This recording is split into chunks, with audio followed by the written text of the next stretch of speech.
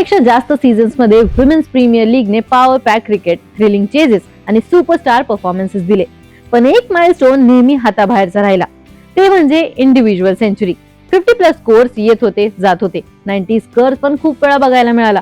पण 26 जानेवारी 2026 ला history finally बदलली. वडोदरामध्ये नॅट सिल्व्हरब्रंटने ते करून दाखवलं जे अजून कोणाला जमले नव्हते. ती विमेन्स प्रीमियर लीगच्या हिस्ट्री मधील पहिली प्लेयर ठरली जिने सेंचुरी स्कोर केली.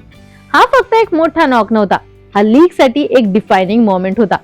हा माइलस्टोन WPL 2026 च्या मॅच नंबर 16 मध्ये आला, जेव्हा मुंबई इंडियन्स आणि royal challengers Bengaluru BCA stadium वर समोरासमोर आले.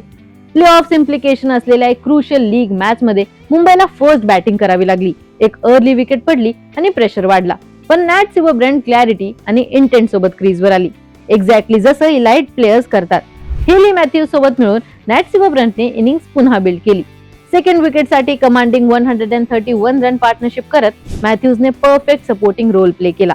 39 बॉल्स मध्ये 56 रन्स आणि नॅट सिल्व्हरब्रंटने ग्रॅज्युअली गेमचा कंट्रोल घेतला. ती फक्त 32 बॉल्स मध्ये 50 पर्यंत पोहोचली. Clean power hitting, smart placement आणि एक्सिलेंट स्ट्राईक रोटेशन सोबत.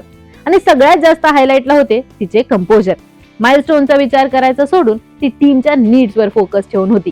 इनिंग्स पुढे जाताच ती एफर्टलेसली गेअर शिफ्ट करत होती. कंट्रोल न घालवता बाउंड्री शोधत होती.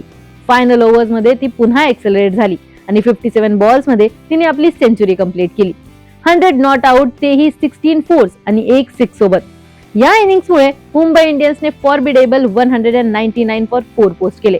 असा टोटल ज्याने मॅचचा पूर्ण नरेटिव्ह बदलला. रिप्लाय मध्ये आरसीबीने खूप फाईट दिली. रिचा घोषच्या एक्सप्लोजिव्ह 90 मुळे कॉन्टेस्ट एंड पर्यंत लाईव्ह राहिली. पण टार्गेट खूप मोठं ठरलं. आरसीबी 184 फॉर 9 वर थांबली. मुंबईला 15 रन विक्ट्री आणि प्ले ऑफ कॅम्पेन मध्ये एक मॅसिव्ह बूस्ट मिळाला. पण रिझल्टच्या पलीकडे पण या इनिंग्सचे सिग्निफिकन्स खूप मोठे होते. विमेन्स प्रीमियर लीग 2023 मध्ये सुरू झालं होतं आणि 4 सीझन मध्ये 82 मॅचेस होत असले तरी एकही बॅटर सेंचुरी करू शकली नव्हती. जरी कमीत कमी 10 स्कोर्स 90+ होत्या. सोफी डिवाइन आणि जॉर्जिया वोल सारख्या प्लेयर्स 99 वर अटकल्या होत्या. नॅट सिल्व्हरब्रंटच्या या नॉकने फायनली तो सायकोलॉजिकल बॅरियर तोडला. इंटरेस्टिंग गोष्ट ही आहे की मेन्स IPL मध्ये पहिलीच सेंचुरी 2008 मध्ये पहिल्याच मॅच मध्ये आली होती, जेव्हा ब्रेंडन मेकलमने क्रिकेट वर्ल्डला शॉक दिला होता. दुसरीकडे WPL मध्ये पहिला 100 चौथ्या सीझन मध्ये येणं हा फॉर्मॅटचा चॅलेंज आणि विमेन्स फ्रँचायझी क्रिकेटचं स्टेडी इव्होल्युशन दाखवतं. नॅट सिल्व्हरब्रंटसाठी पण हा एक पर्सनल लँडमार्क आहे. विमेन्स क्रिकेटमध्ये सगळ्यात कन्सिस्टंट बॅटर पैकी एक असून सुद्धा फ्रँचायझी क्रिकेटमध्ये ही तिची पहिलीच T20 सेंचुरी होती. ऑलरेडी WPL हिस्ट्री मध्ये लीडिंग रन स्कोरर असलेली नॅट सिल्व्हरब्रंट आता लीगच्या सगळ्यात आयकॉनिक बॅटिंग रेकॉर्ड पण तिच्या नावावर झाला आहे. मॅच नंतर बोलताना नॅट सिल्व्हरब्रंटने मान्य केलं की WPL हिस्ट्री मध्ये 90s मध्ये डिसमिस होणारे प्लेयर्स तिच्या लक्षात होते आणि यावेळी तिने फक्त रेकॉर्ड साठी नाही तर टीम साठी लास्ट पर्यंत पुश करायचं डिसाइड केलं होतं. तिची सेंचुरी फक्त नंबर्स पुरती सीमित नव्हती, ती या WPL जर्नी मधील किती मॅच्युअर झाली आहे हे रिफ्लेक्ट करत होतं.